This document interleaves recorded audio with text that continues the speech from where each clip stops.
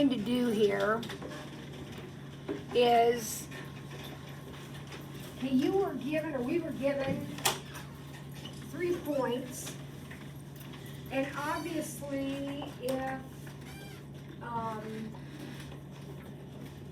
we have 3 points and they're not in a straight line, they're going to make a triangle. So our job is to find the area of this triangle. Now there's a whole lot of stuff going on here. If you're not writing this down, first of all, it's sort of in the ballpark, but there's so much round off error in this, it didn't come out like I had hoped it would. But anyhow, at this point, when I say find the area of the triangle, and remember, all you have are these vertices. That's all that's given. All the rest of this junk is stuff I've written down. All you have are these 3 points, and it says find the area of the triangle. So what I did was, I thought, okay, I like Hero's formula. Remember that one? What do you have to know if you're going to do Hero's formula? You have to know all the sides. So what I did was, I did my handy-dandy distance formula to find the length of each side. Okay? Now I know when I do Hero's formula, I'm going to pump it into a big radical, right? So to make it a little bit easier on myself, instead of saying root 13 for this side, I said 3.606. Okay, bad idea because that's round off error, right? And then I had it here for this one, and I had it here for this one. But that's what I did.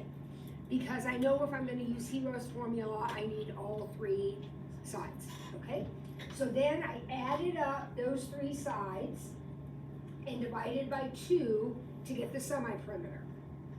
This should sound familiar to you. You don't need to be writing this down, but it should sound familiar to you. So that's where this number came from. Then remember how you get the others? You take the semi-perimeter minus each side, okay? So I did that. Multiplied them all together, took the square root, I got this as the area of my triangle. Now, understand, there's round off error all over because these were all rounded off individually. So when I added them up and divided by 2 to get this number, that's rounded off, obviously.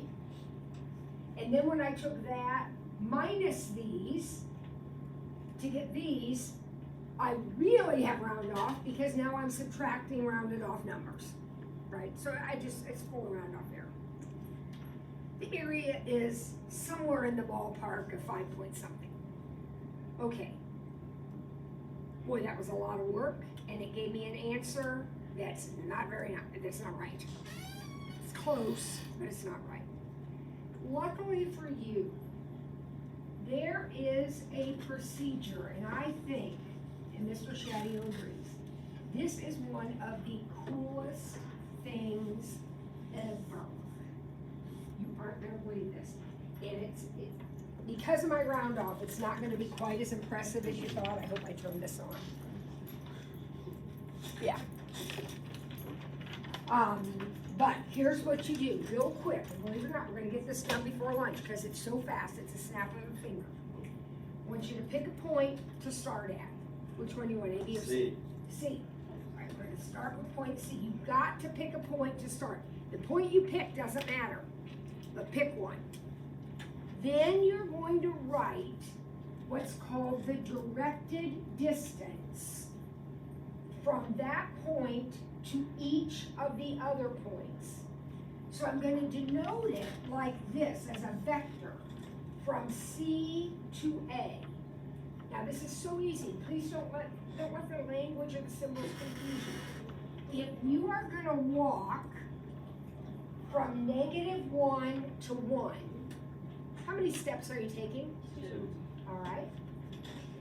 And then if you're going to walk from 7 to -1, 8. Watch it. Wouldn't that be -8? You got to have the negatives. It's called the directed distance. We need the direction. So 7 to -1 would be -8. All right, and then you do the same thing from C to B. So here's the thing. You got to start at the same point. So I have to start at C and to be. So negative 1 to 3, 4. 7 to 2, negative 5. So is everybody okay with the numbers that I have? Okay. Take those numbers exactly as I wrote them and make a determinant out of them. So 2, negative 8, 4, negative 5.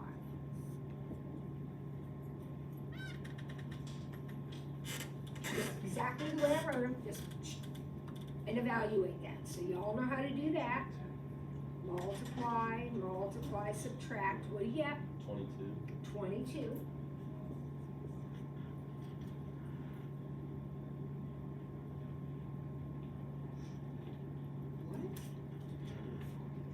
Negative 42.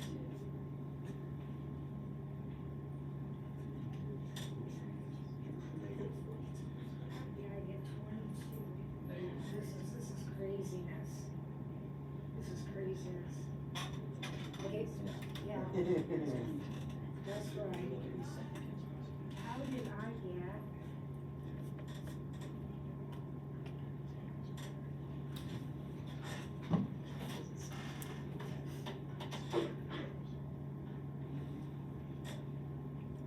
Well, I know this is wrong. I wish I hadn't even done that because I did something wrong in there. I don't know what I did wrong, but I did something wrong because this isn't going to be close. I thought it was going to be close. It's not even going to be close. So forget all that junk. This is right, absolutely 100%. So we picked point C. We went to A and to B. We set up our determinant. Evaluated it. Got 22. Half of that number is the area of the triangle. So what's the area of this triangle? 11. I thought it was going to come out 5.5, but it came out 11. So the area of that triangle is 11.